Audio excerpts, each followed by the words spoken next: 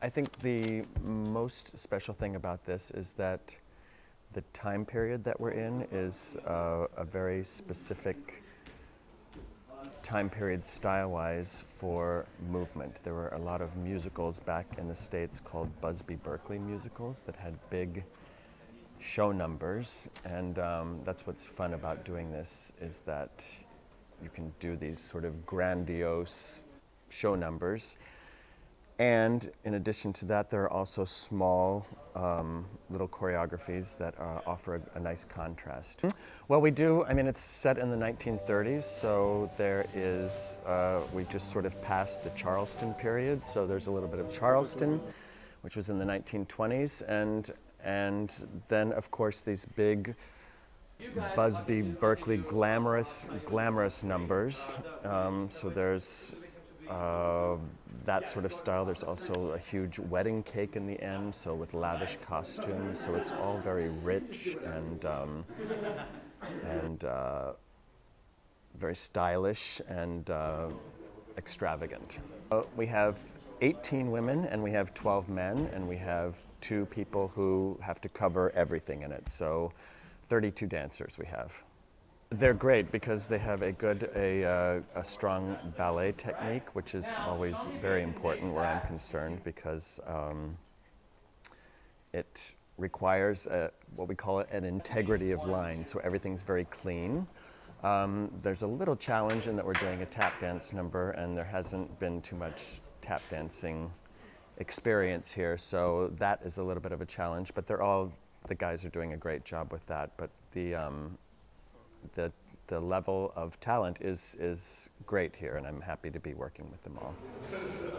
Well, after the quite successful show Tanze Vampire, Mr. Joris Schwarzkopf, the intendant of the theater, asked me to make an operetta.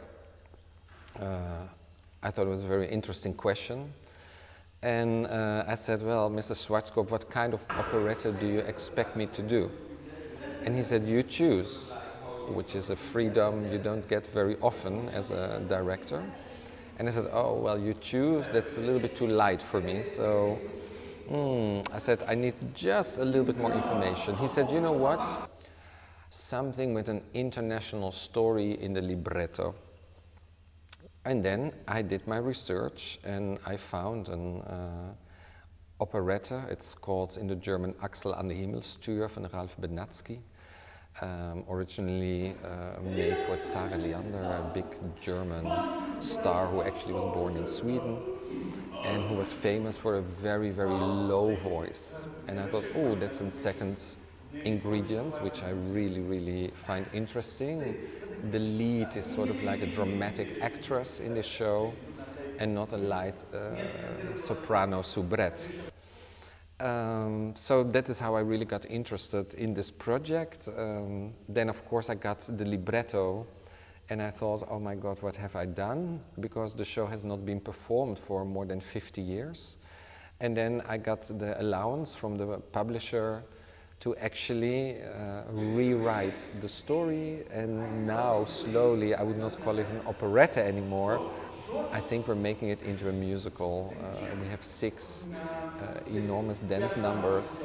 We have 30 dancers. We have an orchestra of 35.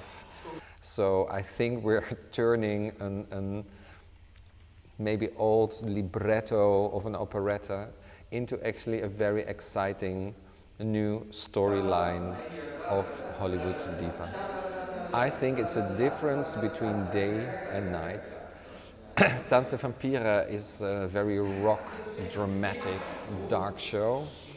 Hollywood Diva is a wonderful love story of the man Axel, a young journalist who thinks he's going to make a world career by getting an interview of this famous Hollywood diva, Gloria Mills, and the obstacles he needs to overcome,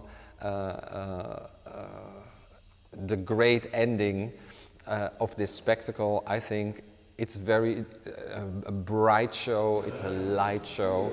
So to me, it's the complete opposite of Tanze Vampire. Tanze Vampire had comedy in it, but it was sort of like a dark black comedy. Hollywood Diva has a light operatic comedy in it, and for me it's also really, really important to make a show which reminds you of the time before the Second World War in Hollywood. It was a time with great splendor, with beautiful, beautiful old stars, with great big movies. You know, Hollywood was on its top according to the film industry, and I try to feed that into this spectacle. If I think that the actors would not be good, I would not be here. And my experience through Dance of the Vampires already has shown what actors can become. I mean, in Tanz der Vampire, I had the possibility to choose my own people, so not the big famous stars. And I think most of them are now big famous stars. In Hollywood Diva, of course, it was very hard to find a diva. But I think with Olga Drozdova and Lika Rula, we found two complete opposite women with both a very star-like quality. So those stars we have already. But I'm sure that after this show, some other people you've maybe never heard before, I think you will not forget them, because we have a lot of great, silly, funny characters in this spectacle, and wonderful, wonderful